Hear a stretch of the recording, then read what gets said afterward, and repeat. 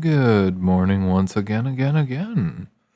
This is Michael from Spades Consulting. Now, once again, I am quite tired, but I'm gonna try to slug through this one. Hopefully a little better than the last now that I've gotten, woken up a little bit more. We're gonna talk about alternative transport because it is becoming cripplingly necessary to talk about. All right. So the idea for the New World Order types, okay, the 15-minute city.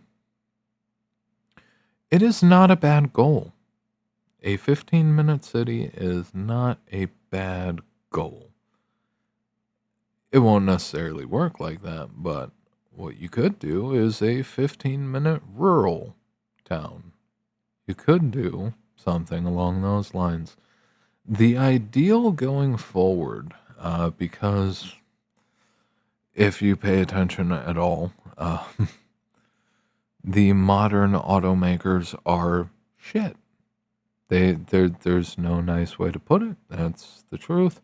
Modern cars are shit. The automakers are mostly scum.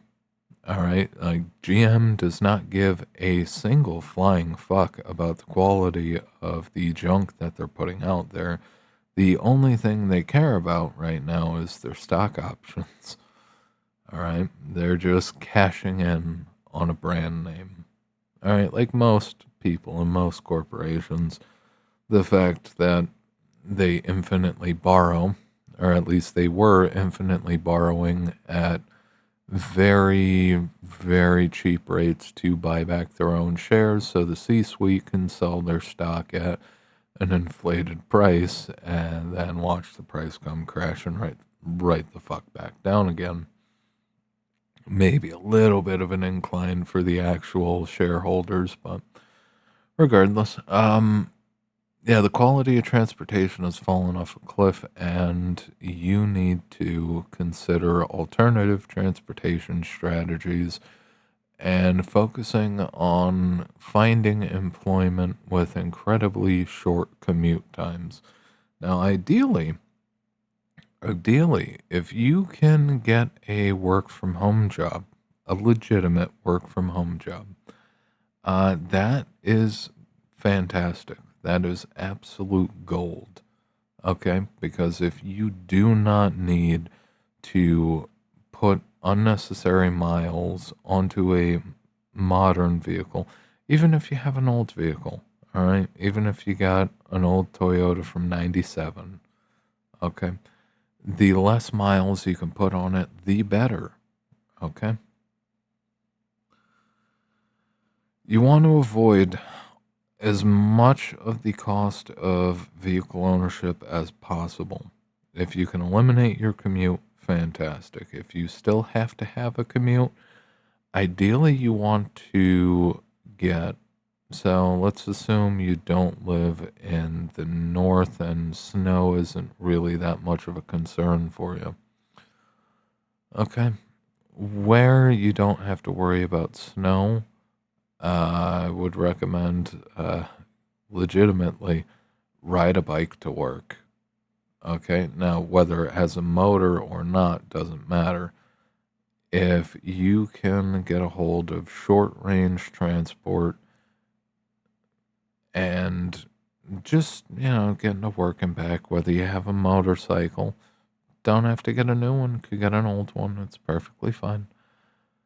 And there's definitely no shortage of parts. Honestly, I've checked some of the auction sites, and the sheer amount of motorcycles that are just folded into pieces is incredible. Not exactly safe, but there is a decent supply of relatively cheap parts.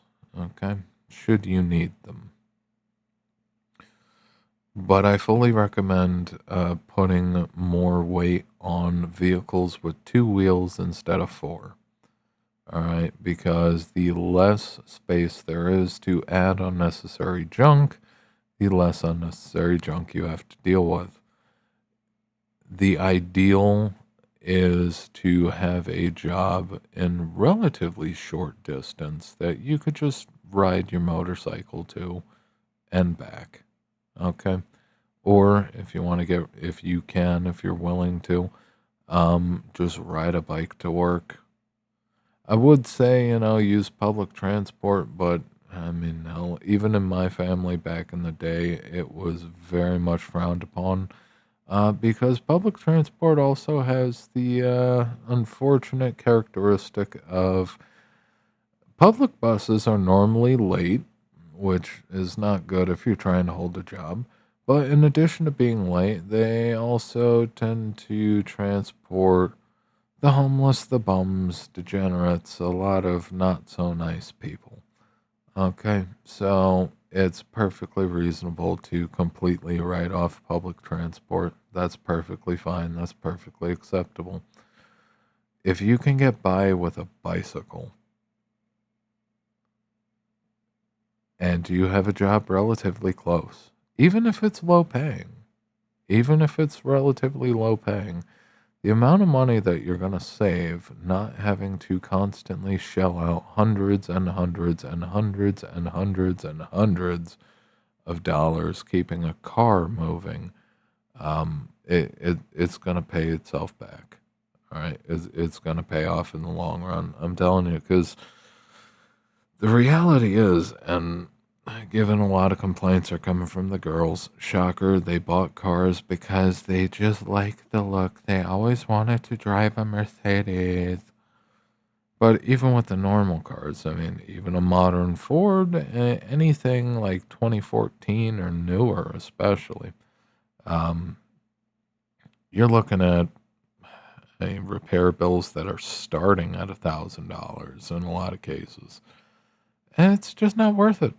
It's just not worth it. Do you really want to work 40 hours a week, 20, 40, doesn't matter how many hours you work, but do you really want to be working your ass off just to keep the car that you rely on to get to work and back moving?